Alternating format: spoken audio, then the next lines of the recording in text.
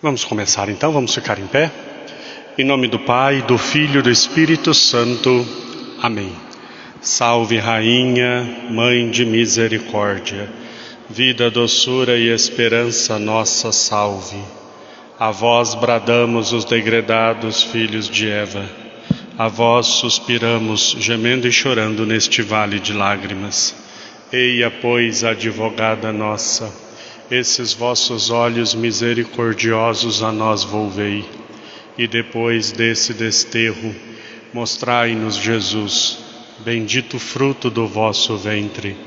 Ó clemente, ó piedosa, ó doce sempre Virgem Maria, rogai por nós, Santa Mãe de Deus, para que sejamos dignos das promessas de Cristo.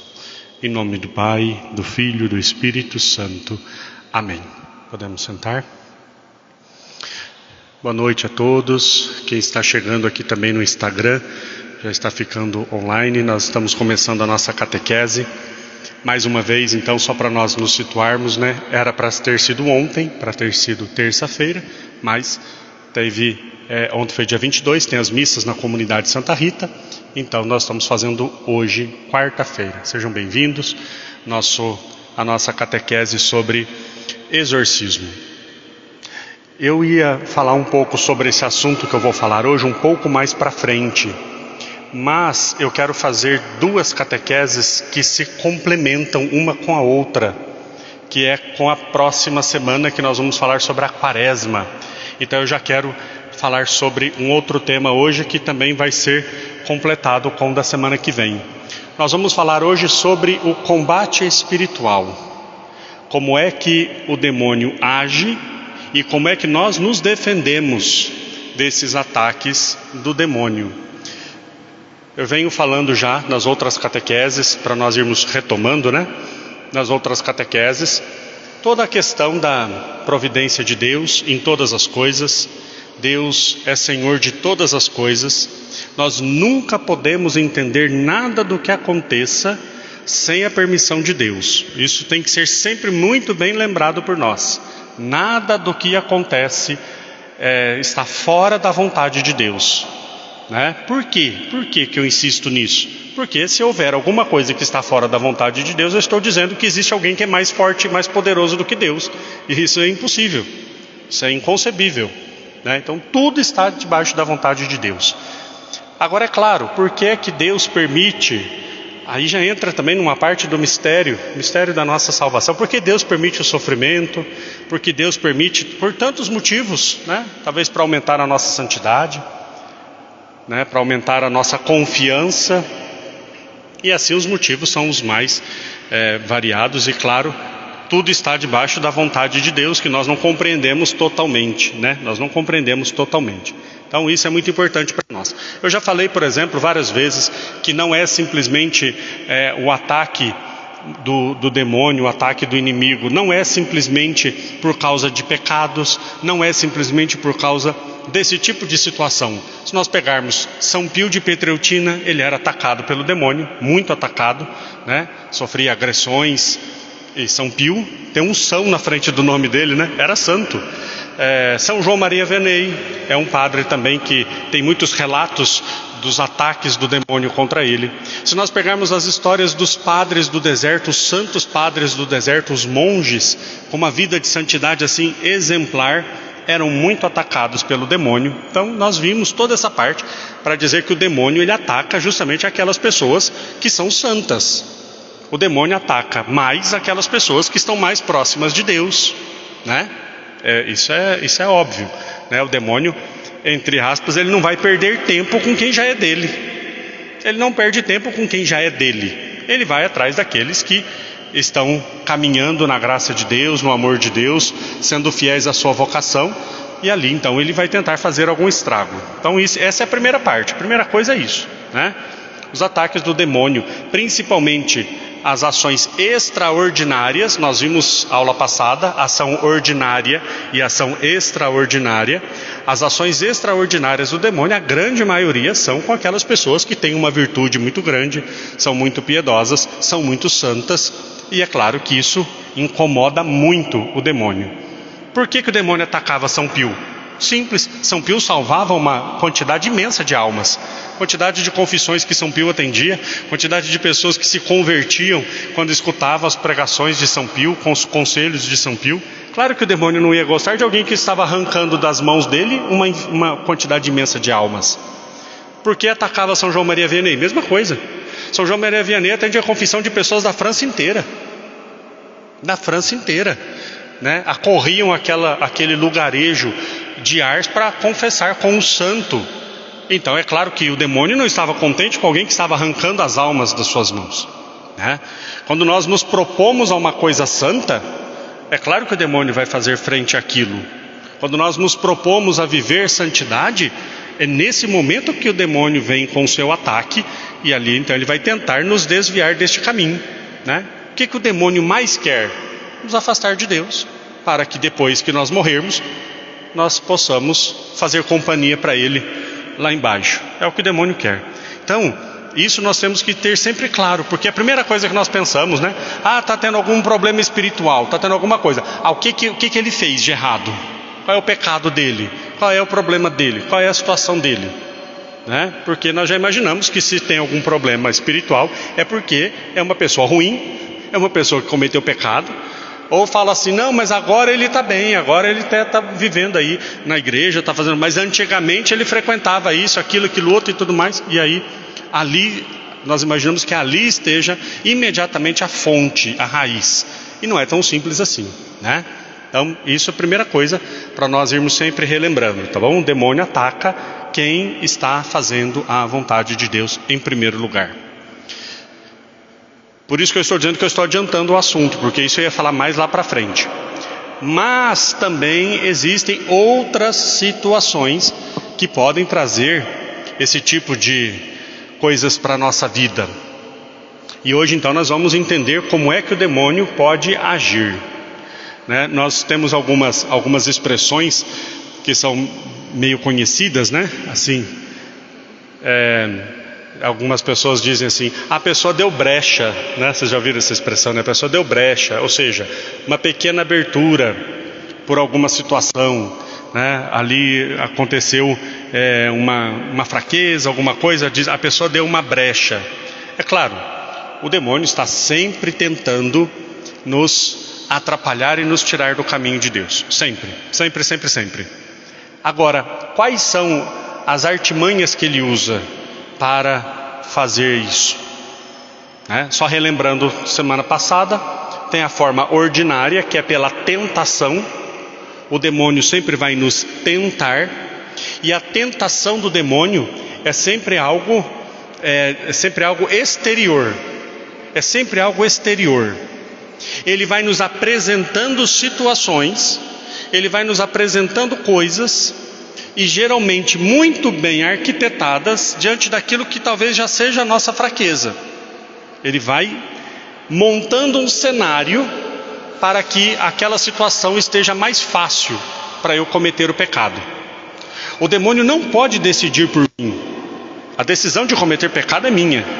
Mas ele monta um cenário de um jeito que seja mais propício para que a pessoa caia no pecado. O demônio não pode, por exemplo, ele não pode ler os meus pensamentos.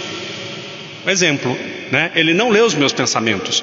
Só quem sabe, quem tem onisciência é Deus.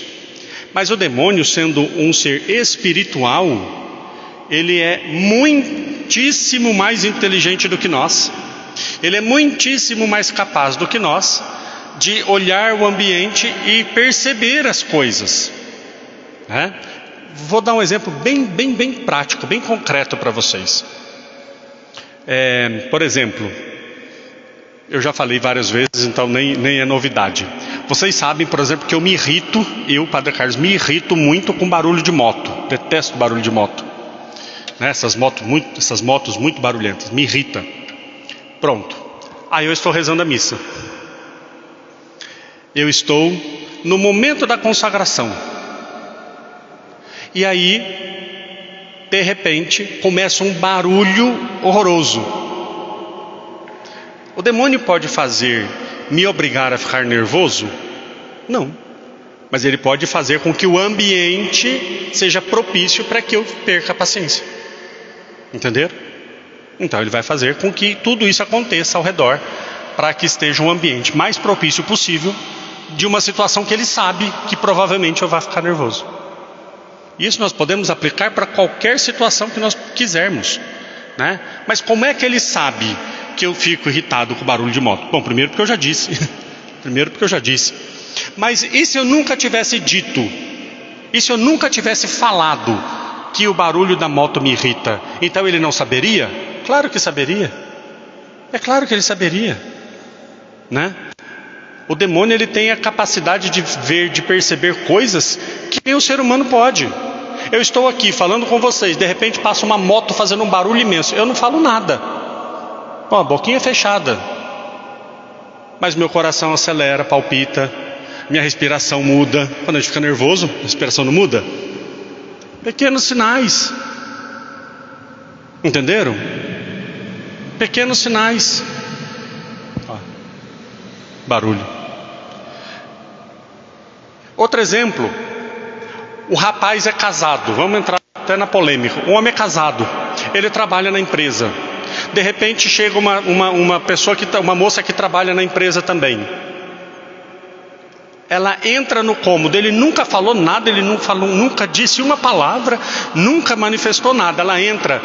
Quando ela entra, a pupila dele dilata, o coração acelera. O demônio, opa, você tem um interesse aqui? Mas ele nunca disse nada, mas precisa dizer. O demônio vê coisas muito mais sutis. E aí de repente ele vai colocando. E de repente você tem que fazer um trabalho junto com aquela pessoa. De repente tem que fazer hora extra quem está do teu lado daquela pessoa. De repente, e vai armando a situação para que fique mais propício. O demônio obrigou você a fazer alguma coisa? Não, mas ele fez um jeito que tudo ficou mais propício para você cair no pecado. A primeira arma do demônio é essa, é a tentação. Ele arma um ambiente propício para o pecado. E queridos, nós precisamos, e aí qual é a arma para nós combatermos esta ação do demônio? Primeira coisa, nós precisamos entender e lembrar que a realidade espiritual existe. A realidade espiritual existe. Tem coisas que não são naturais, simplesmente naturais. Nós temos que ter a capacidade de começar a observar as situações e falar, opa, mas isso aqui tem alguma coisa que está passando do limite. Nossa, mas está tão fácil assim eu fazer tal coisa errada? Você já percebe que o cenário está armado. Isso requer olhos espirituais, oração, para olhar e falar, opa, aqui está muito fácil, está muito acessível aquilo que eu sei que é errado. E nós sabemos as nossas fraquezas, e de repente você olha aquilo que é a sua maior dificuldade, está diante dos seus olhos com muita facilidade. Gente, é claro que você tem que perceber que ali é uma ação do demônio, uma tentação. Então, primeira arma contra a tentação é esse olhar espiritual para as coisas. Eu até comentei já uma vez com vocês, em outra situação completamente diferente. Estava falando sobre os santos anjos, o anjo da guarda. Eu estava aqui na sacristia, me preparando para rezar a Santa Missa. E eu tenho as orações que eu faço, são bastante. As orações que eu vou fazendo enquanto eu vou colocando os paramentos. Cada paramento a gente reza uma oração. E depois eu tenho 3 orações que eu faço. Tem uma oração grande de Santo Tomás de Aquino, tem uma oração de Nossa Senhora e uma outra oração chama Fórmula de Intenção. Eu rezo essas orações há 7 anos, todos os dias. Então eu já sei de cor, são grandes, mas eu sei de cor. E um dia eu estava ali, parei perto da casa, comecei a rezar a oração. Eu chegava na metade da oração e esquecia. Aí voltava, começava de novo. Aí me distraía, aí perdia, errava as palavras e voltava. Falei, meu Deus do céu, que dificuldade de rezar essa oração. Aí eu parei, falei, opa, não é só uma dificuldade de rezar. Eu rezo isso aqui todo dia, é mais do que isso. E aí eu rezei para o meu anjo da guarda. Santo anjo, meu fiel companheiro, poderoso companheiro, afasta todo espírito de distração. Todo espírito de distração que esteja me atrapalhando a rezar. E voltei, pronto, rezei a oração tranquilo, entrei, rezei a Santa Missa, sem problema. Então, é olhar para essas coisas, entendeu? Olhar para essas coisas. Às vezes, eu não sei se vocês já perceberam, às vezes a gente está em casa, de repente começa uma discussão do nada. Não é? Do nada. Um fala uma coisa, outro não entendeu direito o que você disse, aí outro vai repetir, já repete alto, outro já... Mas por que você falou? De repente está discutindo, mas por que... Se vocês pararem e falar, por que a gente está discutindo? Nem sei. Opa, peraí. É óbvio que um casal discutir é normal, não concordo com tudo, mas você tem que ter a capacidade de olhar e falar, gente, mas do nada sumiu a paz aqui de casa. Do nada. Um começa uma coisa, outro começa outra, um está agitado, outro está não sei o quê. Aí, opa, calma lá, vamos rezar aqui. Entenderam? Então, nós precisamos ter olhos espirituais para olhar ao nosso redor e ver que nem tudo é natural, nem tudo é normal. Tem coisas que são normais e nós vemos aquilo que está passando do normal. É claro, tem dia eu não estou tão concentrado para rezar a Santa Missa. E não quer dizer que seja o demônio. Pode ser que eu esteja mesmo com algum problema na cabeça, com alguma coisa para decidir, para resolver. Tem dia eu estou mais, tem dia eu estou menos. Isso é normal. Agora, quando passa do normal, eu tenho que falar, aqui tem alguma coisa espiritual. Né? Então, a primeira coisa é isso. Tá? Depois, e agora nós vamos entrando nas coisas um pouco sérias. O que mais dá poder, aqui um poder muito entre aspas, o que mais dá poder para o demônio, o pecado que nós cometemos, que mais pode dar autoridade e poder para o demônio fazer alguma coisa contra nós, é o pecado contra o primeiro mandamento. É o pecado contra o primeiro mandamento. E é impressionante como é o pecado que eu menos escuto na confissão. Amar a Deus sobre todas as coisas. Quando nós cometemos os pecados contra o primeiro mandamento, são os pecados que mais abrem brechas para uma ação do demônio. É claro, de forma subjetiva, nós poderemos dizer, amar a Deus sobre todas as coisas. E algumas pessoas dizem, não, mas eu amo a Deus sobre todas as coisas, sim.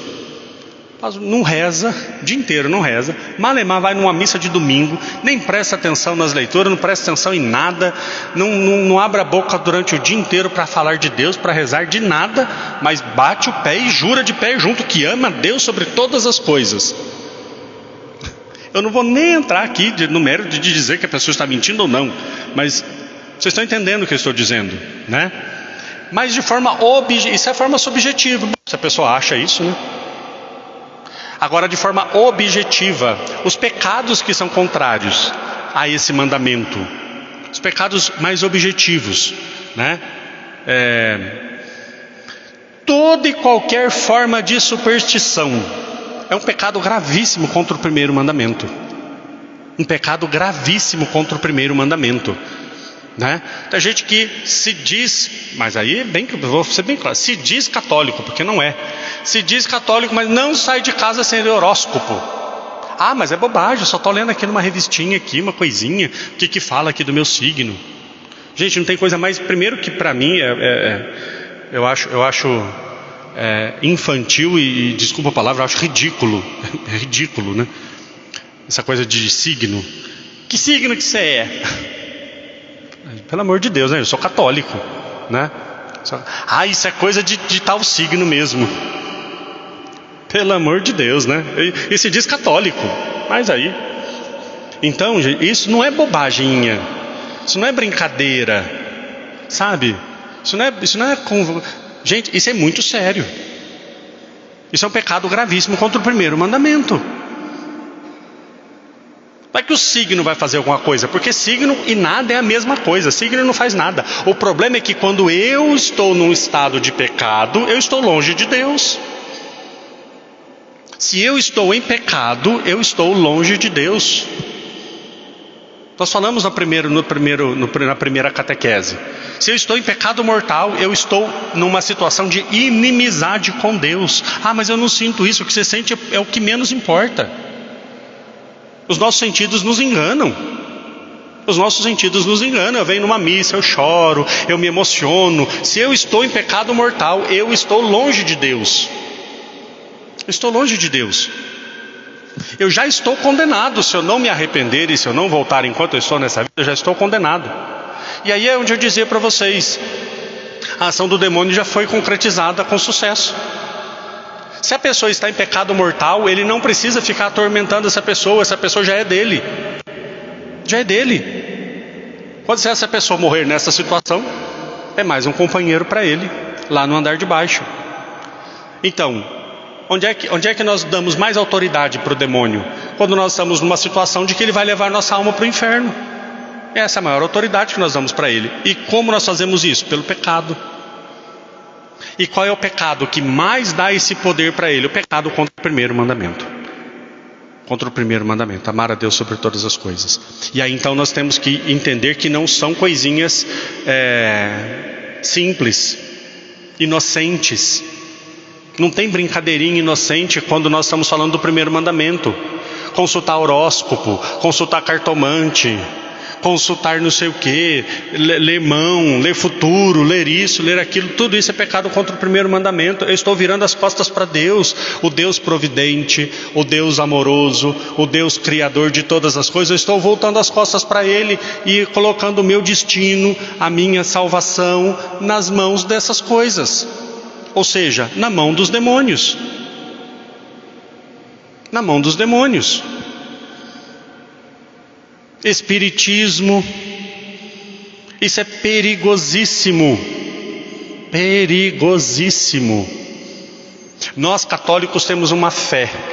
Eu não tenho nada contra quem tem uma fé diferente desta, que seja feliz. Mas nós católicos temos uma fé. E qual é a nossa fé? A nossa fé é uma pessoa quando morre, ela imediatamente passa por um julgamento. E depois desse julgamento, essa pessoa ela está eternamente condenada ou ela está eternamente salva. Se ela está eternamente salva, pode ser que ela passe pelo purgatório, do purgatório ao céu. Se ela está eternamente condenada, ela vai para o inferno. Esse é o destino da alma. A alma humana tem esse destino. Então, meus queridos e queridas, não vem alma nenhuma escrever carta para o pai e para a mãe. A alma não vem escrever carta para o pai e para a mãe. A alma não vem escrever carta para o filho. Quem faz isso é o demônio, para enganar. Ele é o pai da mentira. Quem aparece nessas coisas é o demônio. A alma não volta. A alma não volta. A alma está eternamente salva ou eternamente condenada. Ela não volta. Então quem aparece é o demônio, para enganar, para me fazer pecar contra o primeiro mandamento e assim me afastar de Deus. Vocês estão entendendo como a coisa é séria? Brincadeira de copo, porque um espírito move o copo. Gente, é o demônio. Um demônio, né? São milhares e milhares e milhares. É um demônio, não é uma brincadeira inocente. Então nada dessas coisas pode fazer parte da vida de um católico. Nada dessas coisas. Não, eu vou na missa domingo, mas no outro dia da semana eu vou em outro lugar para falar com isso, com aquilo, com tal entidade XYZ. São os demônios. São os demônios para enganar o povo de Deus e levá-los para longe de Deus, para longe da salvação. Então, quando nós frequentamos e praticamos essas coisas, nós estamos abrindo uma brecha para que o demônio tenha poder sobre a nossa vida, tenha poder sobre nós. E como é que nós combatemos isso? Sempre eu vou dar o segundo ponto, não é só ficar falando o que é ruim, né? Agora também tem que dar um jeito da gente resolver isso. Como é que eu faço isso? Confissão. Confissão. Olha como as pessoas não estão sabendo se confessar. É muito, muito, muito. Mas aqui a situação é muito longa e os motivos são muito longos, né? Tem toda uma questão do modo de pensar atual, né? Quem me acompanha, quem escuta as minhas homilias, eu já falei um pouco sobre isso, né? Essa questão da minha opinião, a questão do ser humano ser o centro e não mais Deus, né? Da necessidade de uma autorrealização. Então eu venho para a confissão não mais como aquele que está se acusando dos pecados. Por que eu vou para a confissão? Eu vou para a confissão arrependido dos meus pecados para me acusar diante de Deus. Eu pequei, esse pecado, né? E pelos meus pecados eu mereço o inferno, mas Deus é misericordioso e perdoa os pecados. A confissão é isso. Mas a pessoa vem para contar o sofrimento, aí ela vem porque ela quer se sentir aliviada, aí então eu confesso os pecados que eu acho, os que eu acho que são graves. E não confesso todos, nem faço um exame de consciência, né? Qual é o meu exame de consciência? Faz 2 anos que eu não me confesso, por exemplo, né? Gente, eu vejo isso o tempo todo. Faz 2 anos que eu não me confesso, 1 ano que eu não me confesso. Aí ontem eu briguei com a minha mãe, tive uma discussão com a minha mãe, me senti mal porque, poxa vida, é minha mãe, eu não gosto de brigar com ela, então eu vou procurar a confissão. Chega na confissão, padre, faz 1 ano que eu não me confesso, qual é o seu pecado? Eu briguei com a minha mãe. Isso é pecado? Claro que é pecado. Mas eu não posso só confessar um que me incomoda. Não é um alívio de consciência. Eu tenho que confessar todos os meus pecados graves desde a minha última confissão. E aí eu tenho que pegar os 10 mandamentos. A pessoa não vai na missa todos os domingos, mas ela não confessa o 3º mandamento. A pessoa tem um namoro, um relacionamento que não é casto e não confessa os pecados contra a castidade. E tem vários outros pecados, mas a pessoa, o que está afligido ela, é só aquele. Então ela só coloca aquele. Essas confissões mal feitas, sem exame de consciência, não limpa o coração totalmente dos pecados, e você está acumulando pecado em cima de pecado. Claro que o demônio vai ter poder sobre essa situação. Claro que vai. Já às vezes acontece, gente, de eu atender confissão de pessoas que estão há 20 anos fazendo confissões inválidas. Há 20 anos que estão fazendo confissões inválidas. Faz 20 anos que essa pessoa não se confessa realmente. Porque há 20 anos atrás, a pessoa cometeu um determinado pecado. Quando ela foi se confessar, ela não confessou aquele pecado. Ficou com vergonha, ficou com medo, ficou retraída. Não confessou o pecado. Se eu omito um pecado na confissão, aquela confissão é inválida. E se eu vou omitindo o pecado, todas as outras subsequentes são inválidas também. E aí você tem que voltar lá naquela última confissão. A pessoa chega e fala assim: padre, eu queria falar alguma coisa, X, tal coisa. Tá bom, mas isso eu fiz há 20 anos atrás. Tá, você já tinha confessado isso alguma vez? Não, eu nunca tive coragem de confessar, hoje eu estou confessando. Então, todas as confissões, desde os 20 anos atrás, todas são inválidas. Porque se eu vou me confessar, confesso 1, 2, 3, 4, 5 pecados, aí tem mais um, mas esse pecado aqui eu tenho vergonha, eu não vou contar para o padre. A confissão é inválida. Não tem validade aquela confissão. E aí eu vou comungando, e aí eu vou arrastando. Então, o segredo: confissão bem feita. Confissão bem feita. Com um bom exame de consciência.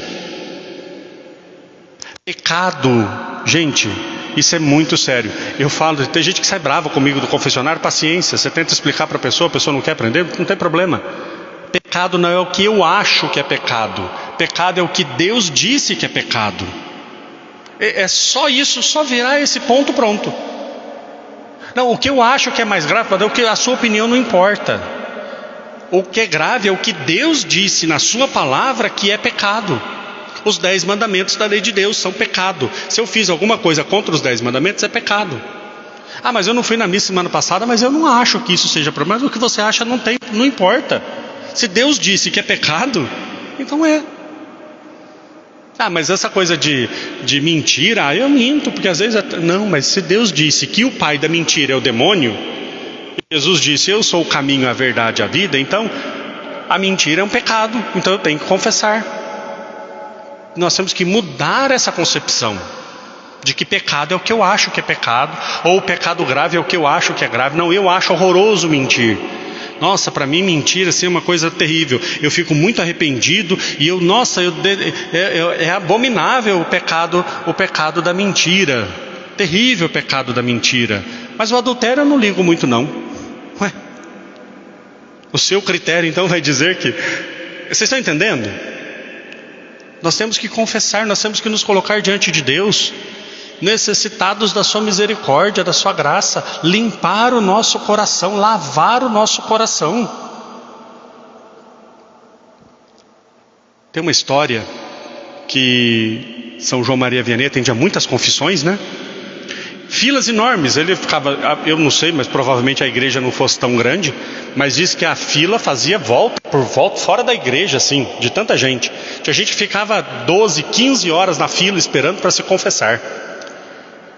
E um dia ele estava atendendo confissão, aquela fila enorme, e aí ele saiu do confessionário e foi andando assim pela fila, foi indo, e chegou na última pessoa que estava na fila. As pessoas meio que se espantaram, ele vai falar alguma coisa, né? Um santo. Ele falou: o que você está fazendo aqui, seu maldito? Aí todo mundo olhou assim, assustado, como assim? Aí era um homem de chapéu, aí começou a rir, e disse para ele, era o demônio, e disse para ele: eu estou aqui colocando para essas pessoas que estão na fila, estou colocando nelas a vergonha de contar os pecados para você. Quando você vai cometer o pecado, o demônio tira a vergonha. Quando você vai confessar os pecados, ele põe a vergonha em você. Aí a pessoa vai no confessionário e não conta os pecados, e não está perdoado. Aí o santo deu uma bênção, o bicho foi embora. Aí ele voltou e continuou atendendo confissão. Confessar os pecados. Mas a confissão começa antes.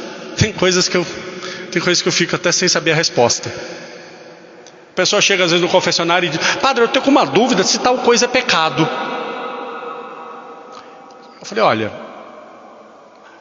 agora na confissão é o momento em que você já deveria ter se arrependido do pecado, você já deveria ter odiado o pecado, se decidido por abandonar o pecado, e agora está aqui para receber a absolvição, confessar e receber a absolvição.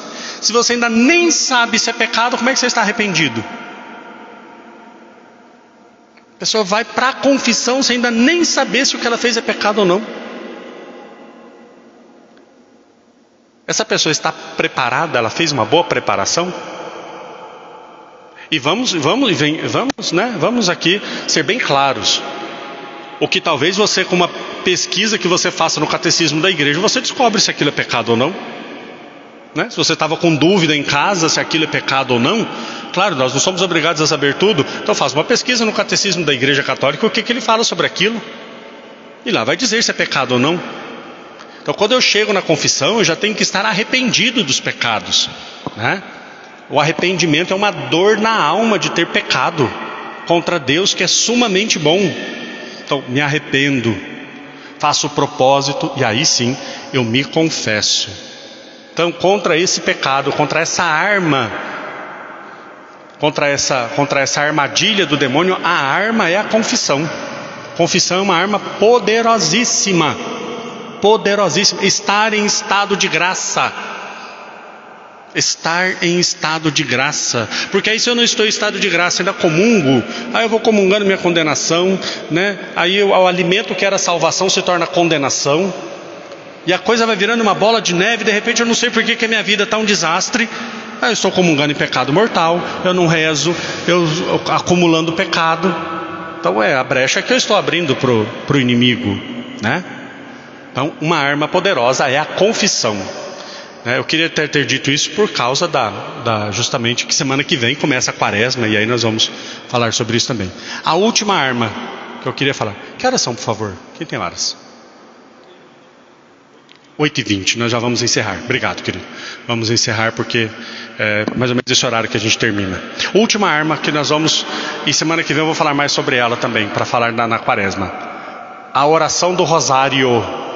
Essa arma é poderosíssima contra a ação do demônio.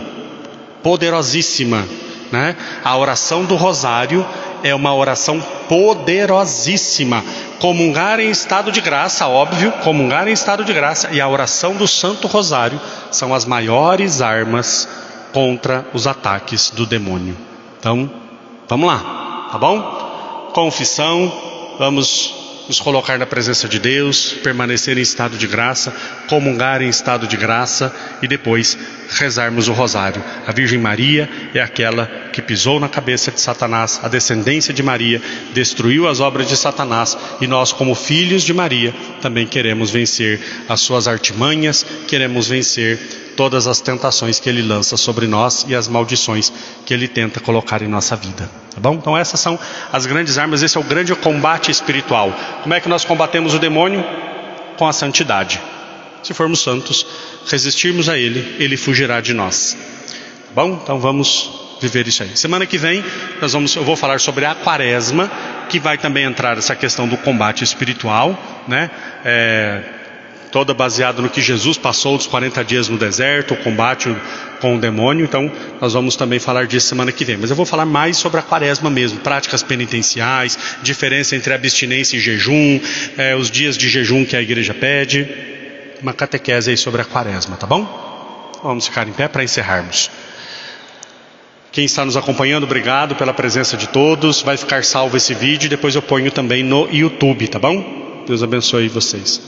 O Senhor esteja convosco, Ele está no meio de nós. Abençoe-vos o Deus Todo-Poderoso, Pai, Filho e Espírito Santo. Amém. Boa noite.